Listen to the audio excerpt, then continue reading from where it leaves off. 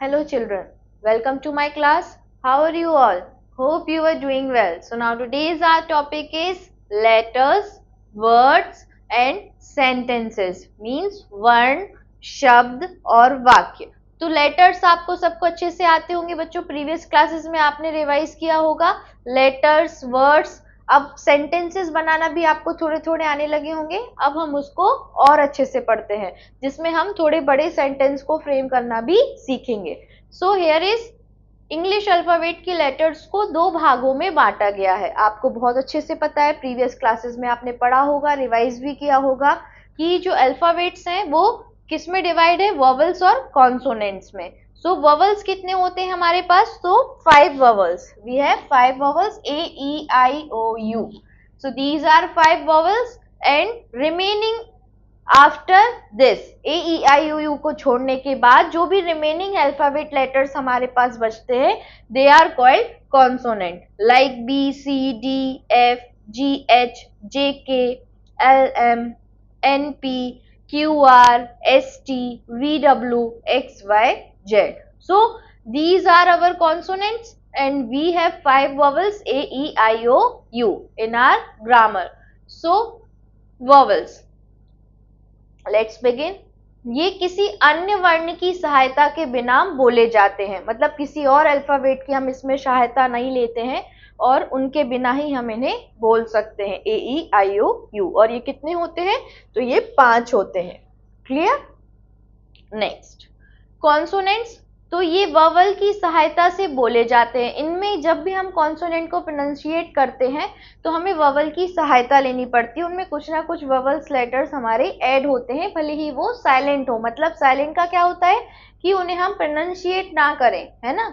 तो ये ववल की सहायता से बोले जाते हैं और ये 21 होते हैं. कितने होते हैं? 21. तो टोटल हमारे अल्फाबेट की लेटर्स कितने हो गए बच्चों? 21 प्लस 5 इज इक्वल टू 26. तो ए से जेड तक कितने लेटर्स हैं अल्फाबेट के? 26, जिनमें से 5 क्या है? वॉवल्स है, ए, ई, आई, ओ, यू. और उनको छोड़कर बाकी जो भी है वो क्या है? Remaining are consonants. तो जब आप किसी वर्ड का अर्थ नहीं समझ पाते, तो आप क्या करते हो? आप डिक्शनरी का प्रयोग कर सकते हैं. आप करते होगे, डिक्शनरी यूज करते हैं.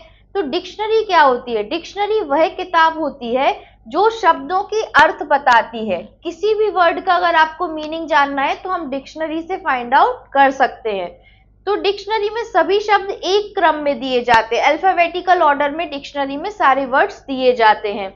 इस क्रम के अनुसार लेटर ए से शुरू होने वाले शब्द पहले, उसके बाद बी. तो जैसे हमारे अल्फाबेटिकल ऑर्डर क्या होता है? ए, बी, सी, डी. तो हमारे जो डिक्शनरी के वर्ड्स है वो भी इसी तरीके से शुरू होते हैं. पहले अल्फाबेट ए वाले, फिर बी वाले, फिर सी वाले.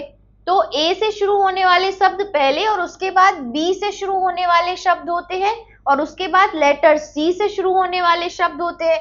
और इस प्रकार यह क्रम अल्फाबेट के आखिरी लेटर जेड तक चला जाता है. डिक्शनरी में ए से लेके जेड तक जितने भी वर्ड्स होते हैं सबके मीनिंग्स हमें मिल जाते हैं. Now use of capital letters. Capital letters का क्या यूज होता है? हम लोग अपने जब भी हम इंग्लिश लिखते हैं या कोई और अदर सब्जेक्ट लिखते हैं तो लिखने से पहले जो हमारा फर्स्ट लेटर होता है वो हमेशा कैपिटल होता है. तो इस तरीके से कैपिटल क्या क्या होता है? तो कैपिटल लेटर्स का प्रयोग सेंटेंस के पहले वर्ड के पहले लेटर में होता है. मतलब अगर कोई भी सेंटेंस हम स्टार्ट कर रहे हैं, उसका जो फर्स्ट वर्ड होगा बच्चों, हमेशा वो क्या होगा? Capital. In this sentence I am writing a story. इसका फर्स्ट वर्ड आई है, इसलिए ये कैपिटल है. क्लियर? तो जब भी आप कुछ भी लिखना स्टार्ट करोगे, फर्स्ट वर्ड हमेशा कैसे लिखना है? कैपिटल लिखना है सेंटेंस का. तो किसी के नाम का पहला लेटर कैपिटल होता है. अगर आपका नाम है तो उसका पहला लेटर हम कैपिटल ही लिखते हैं. आप भी लिखते होगे.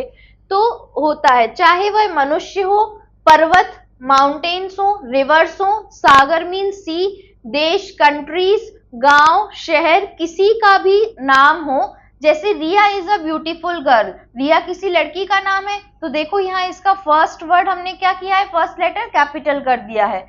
The Ganga is a Holi river. Ganga जो होली रिवर नदी का नाम है, तो इसमें क्या लगा है आगे? द. और जी क्या है इसका? कैपिटल. तो मंथ और डेज के नाम का पहला लेटर भी कैपिटल लिखा जाता है। अगर हम मंथ लिख रहे हैं, डेज के नेम लिख रहे हैं, जनवरी, फरवरी, संडे, मंडे, ट्यूसडे, वेडनेसडे, तो उनका जो फर्स्ट वर्ड होगा, फर्स्ट लेटर होगा, वो हमेशा कैपिटल होगा। Now next, Sunday is the first day of the week. Sunday क्या है? वीक का फर्स्ट डे है। और जनवरी क्या है? फर्स्ट मंथ है ईयर का। ये तो आपको अच्छे से आते हैं मंथ्स के नेम और वीक्स के नेम। तो अल्फाबेट में लेटर्स का एक निश्चित क्रम होता है जिसे अल्फाबेटिकल ऑर्डर कहा जाता है। अल्फाबेटिकल ऑर्डर मतलब किसे कहेंगे? जैसे हम ए बी सी डी ऐसे सीक्वेंस में लिख रहे हैं ना, तो वही क्या कहलाता है? अल्फाबेटिकल ऑर्डर कहलाता है। नाउ नेक्स्ट, वर्ड, शब्द। तो कई लेटर से मिलकर वर्ड बनते हैं। बहुत सारे लेटर्स को हम अरेंज कर दे सीक्वेंस फॉर्म में तो वर्ड बना देते हैं। और प्रत्येक वर्ड का अपना कोई अर्थ होता है। हर एक वर्ड का क्या होता है? अपना मीनिंग होता है, अर्थ होता है।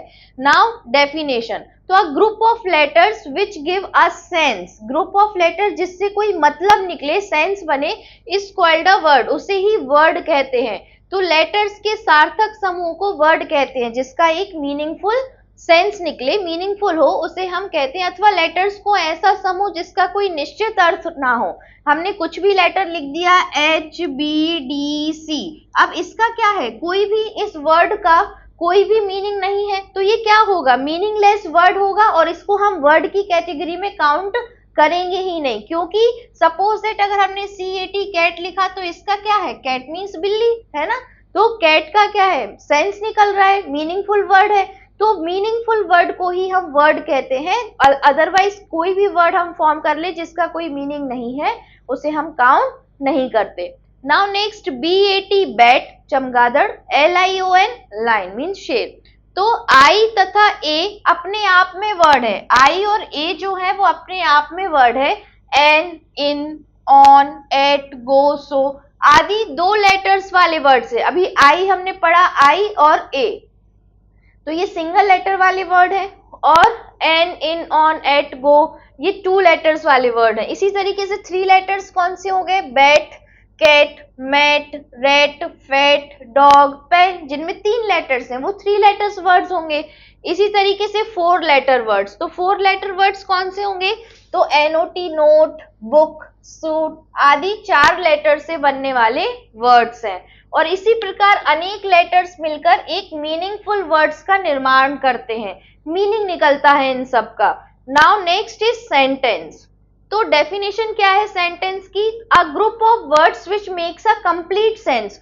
ऐसे शब्दों का समूह जिनका एक अर्थ निकलता हो, कंप्लीट सेंस हो, इज कॉल्ड अ सेंटेंस। उसे ही हम सेंटेंस बोलते हैं। तो ग्रुप ऑफ वर्ड्स एक निश्चित क्रम में प्रयुक्त होकर जब अपना पूर्ण अर्थ व्यक्त करते हैं, उनका पूरा अर्थ निकलता है, तब वे सेंटेंस कहलाते हैं। अथवा वर्ड्स का वह समूह जिसका कोई पूर्ण अर्थ हो, वो वर्ड्स का समूह जिसका पूरा पूर्ण अर्थ हो, वो क्या कहलाता है? सेंटेंस कहलाता है। For example, Madhuri is a good dancer. Madhuri क्या है? एक अच्छी डांसर है। माधुरी एक अच्छी नृत्यांगना है। बी साइलेंट प्लीज, कृपया शांत रहें। He is not a criminal, वह अपराधी नहीं है।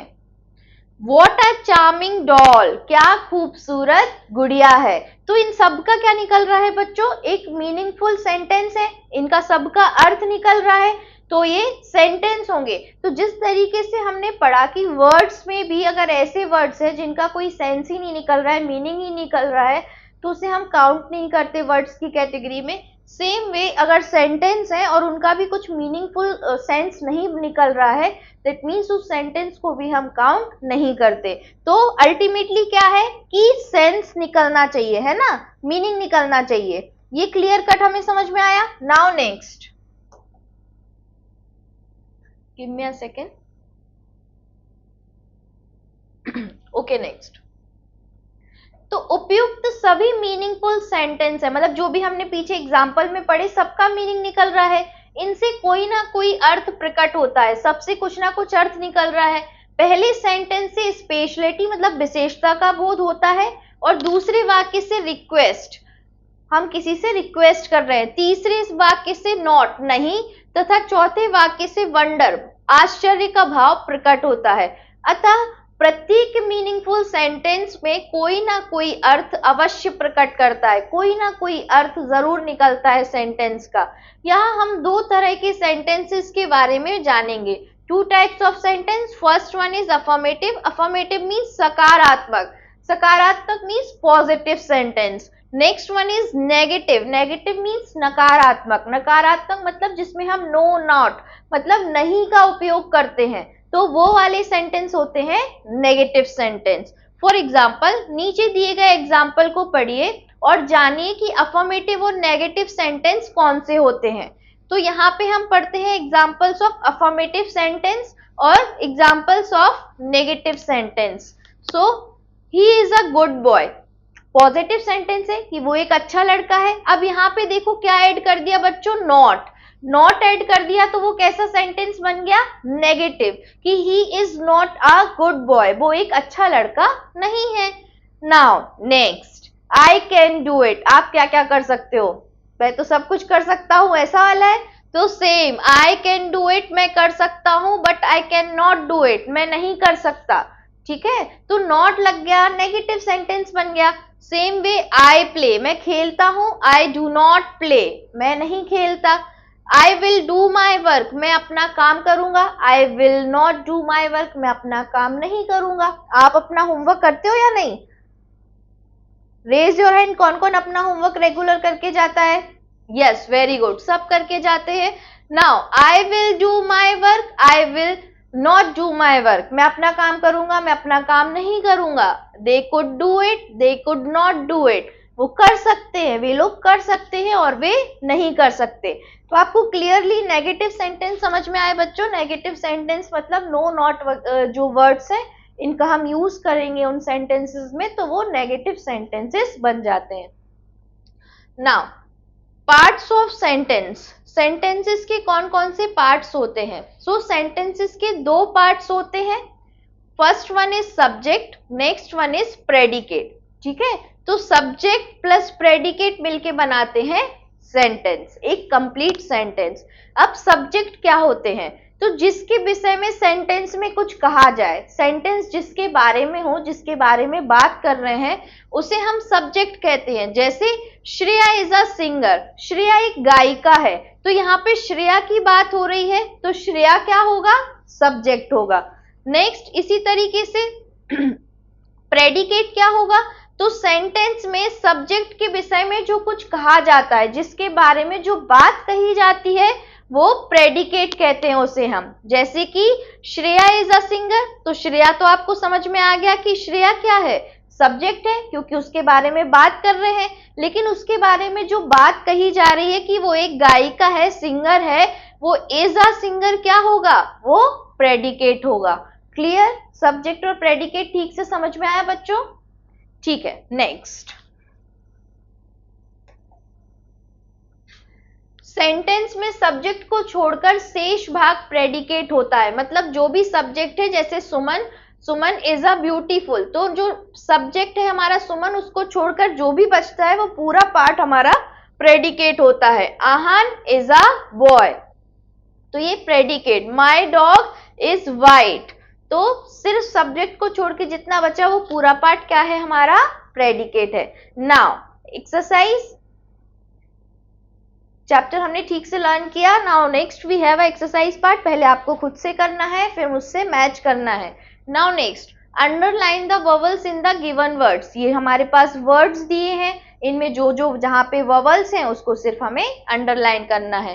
So first CAT cat, vowels कितने होते हैं सबसे पहले हम वो लिख लेते हैं, AEIOU, ये 5 वोवेल्स होते हैं हमारे पास। So in the first word CAT cat, इसमें ए क्या है बच्चों, वोवेल है। KING किंग, आई वोवेल है। APPLE एप्पल, ए और ई वोवेल है। क्वीन में EE वोवेल है। एग में ई वोवेल है। होम में ओ, ऑरेंज में OAE वोवेल है। डॉल में O वोवेल है। कार में A वोवेल है। गेम में A और E वोवेल है। Clear?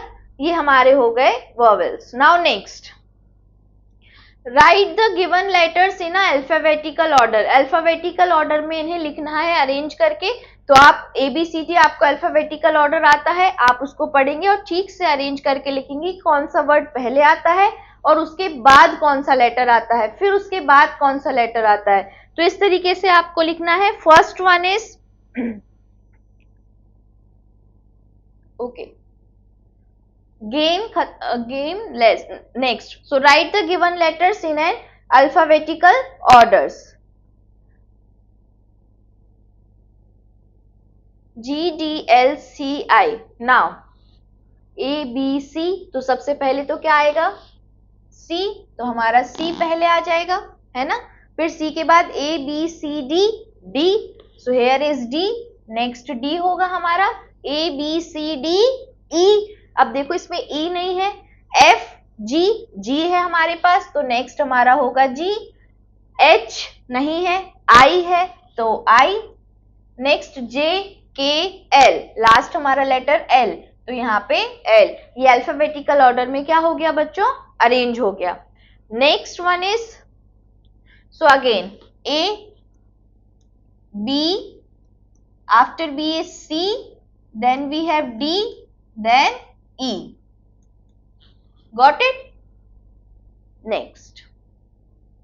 A, B, C, D, E, F, G, H, I, J. So J, after J, K, L, M, M यहाँ नहीं है, N, O. Clear? Next. P, M, O, K, R. P, M, O, K, O, K, R. So again A, B, C, D, E, F, G, H, I, J, K, L, M, N, O. So O, P और M इसके पहले Q, A, B, C, D, E, F, G, H, I, J, K and last one is R. So K, M, O, P, R. ये arrange हो गया। Next one is A, B, C, D, E, F, G, H, I, J, K, L, M, N, O, P. So P. Then Q नहीं है, R, S, T, U. Clear? This is U. Now next, A, B, C, D. So D, A, B, C, D, E, F, G, H, I, J, K, L. So L, M, N, O.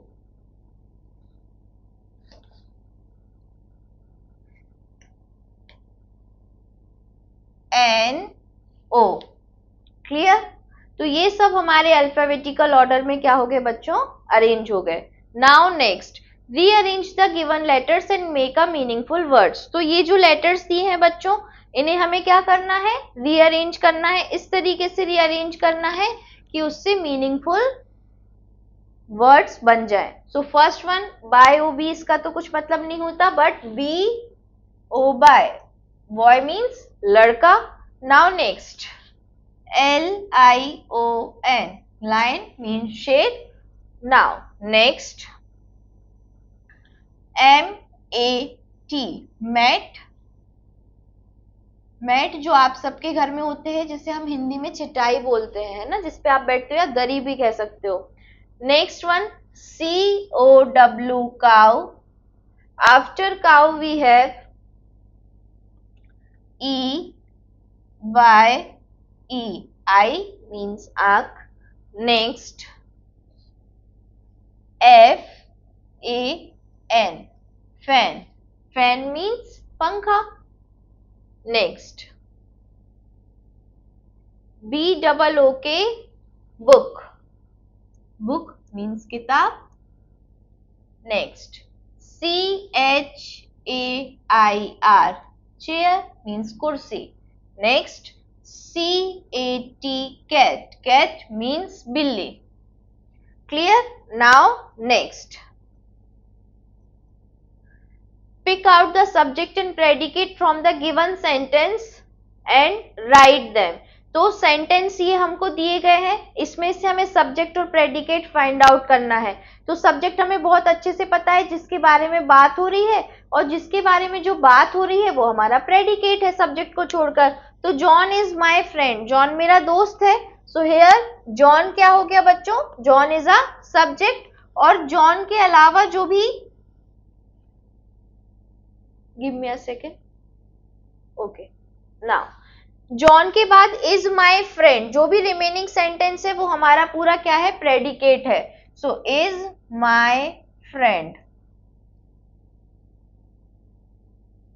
Now next, the cow is a pet animal. So the cow is subject. Sorry. Next, is a pet animal. Is a pet animal is our predicate. Is a pet animal. Clear? सो बच्चों इस chapter में हमने क्या क्या सीखा. सबसे पहले हमने वॉवेल्स और कॉन्सोनेंट सीखे. So how many vowels are there, there are 5 vowels, A E I O U, and उनको छोड़कर जितने भी हमारे पास लेटर्स बचते हैं अल्फाबेट्स में वो हमारे क्या है, कॉन्सोनेंट्स है. नेक्स्ट थिंग हमने जो यहाँ पे सीखी कि वर्ड्स, तो लेटर्स को हम अरेंज करते हैं जिनसे सेंस बने वो वर्ड्स बनाते हैं. वर्ड्स को जब हम अरेंज करते हैं जिनसे मीनिंग निकले, सेंसफुल मीनिंग निकले, तो वो सेंटेंस बनाते हैं. सेंटेंस हमारे दो टाइप के होते हैं, अफर्मेटिव सेंटेंस और नेगेटिव सेंटेंस. अफर्मेटिव मतलब simple positive sentence. Negative sentence वो होंगे जिनमें no, not, could, can, not का यूज हुआ हो. ठीक है, नो, नॉट, नहीं वाला सेंटेंस जो होगा वो नेगेटिव सेंटेंस होगा. Then again we have in a sentence we have two terms. First one is subject, जो जिसके बारे में बात हो रही होती है वो सब्जेक्ट होता है. सब्जेक्ट को छोड़कर जितना भी हमारे सेंटेंस में बचता है वो क्या होता है बच्चों, yes, very good, predicate होता है. So subject and predicate. This is all about it. Thank you class.